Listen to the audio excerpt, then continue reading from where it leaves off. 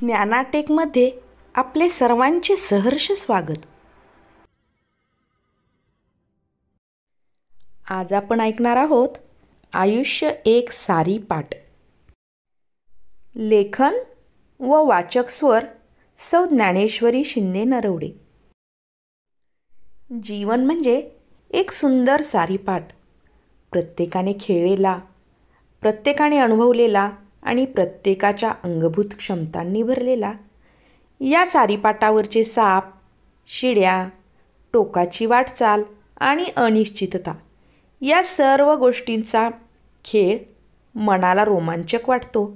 मात्र या खेळात कधी हार असते तर कधी जिंकण्याचा जल्लोष. प्रत्येक हालचालीच्या मागे एक कथा असते. प्रत्येक गती एक दिशा दाखवत असते. सारीपाटावर साप कुठेही अचानक उभा ठाकतो, तसंच आयुष्यातही संकट अचानक येतात. त्यांची पूर्वसूचना नसते, पण ती येतातच.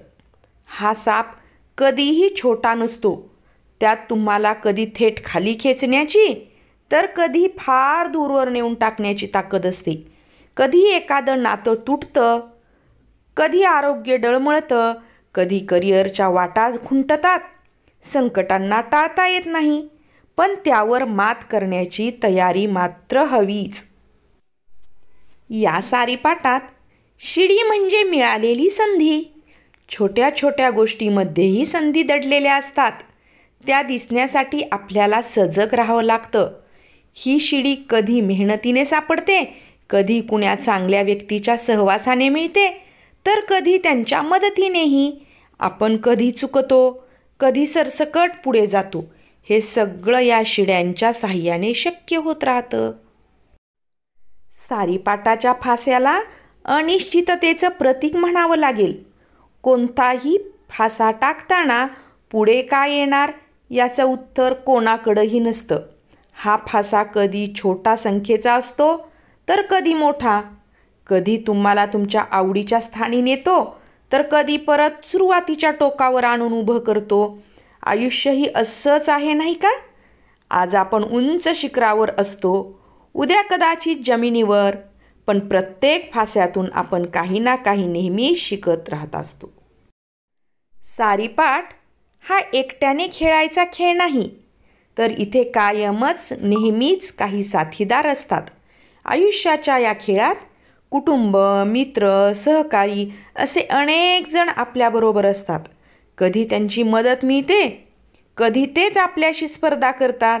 या स्पर्धेमुळे नि एकमेकामुळेच हा खेळ जरा जास्त रोमांचकारी होतो. या सारीपाटात सगळ्यात मोठा साप कोणता असेल? तो म्हणजे भीती. संकट येतात, चुकांमध्ये आपण अडकतो, पण खरी हानी तेव्हा होते जेव्हा आपण भित्रे होतो. काय होईल, कसे निभावेल अशा अनेक प्रश्नांनी मन काबीज होतं आणि आपण हार पत्करतो. भीतीला दूर सारलं की सापाच्या फण्यावर पाय ठेवून पुढं जाणं सोपं होतं. प्रत्येक हालचालीला काहीतरी उद्दिष्ट असतं. सारीपाटातही आणि आयुष्यातही. काही वेळा आपल्या स्वप्नांचं टोक खूप दूर वाटतं.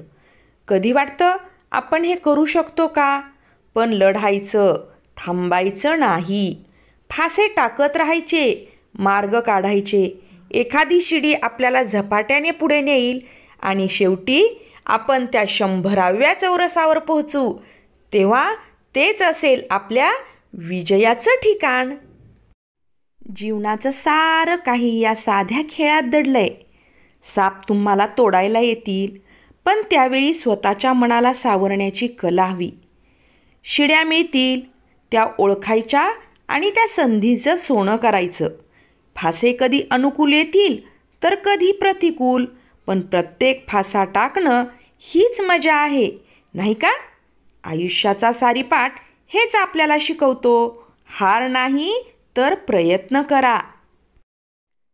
जेव्हा हा सारीपाटाचा खेळ संपतो तेव्हा आपल्या डोळ्यासमोर मागे पडलेले साप, शिड्या, फासे आणि साथीदार दिसतात. कधी कधी आपण हसतो तर कधी आपल्याला रडावंसंही वाटतं, पण शेवटी काय उरतं?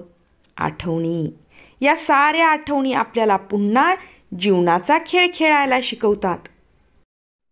आयुष्य हा सारीपाट आहे, पण हा खेळ तुमचं आयुष्य कसं घडवतो हे फक्त आणि फक्त तुमच्या हातात आहे. खेळा, शिकून घ्या आणि आनंदाने जिंका, कारण आयुष्य हे खरोखरच एक रोमांचक आणि अद्वितीय खेळ आहे. धन्यवाद.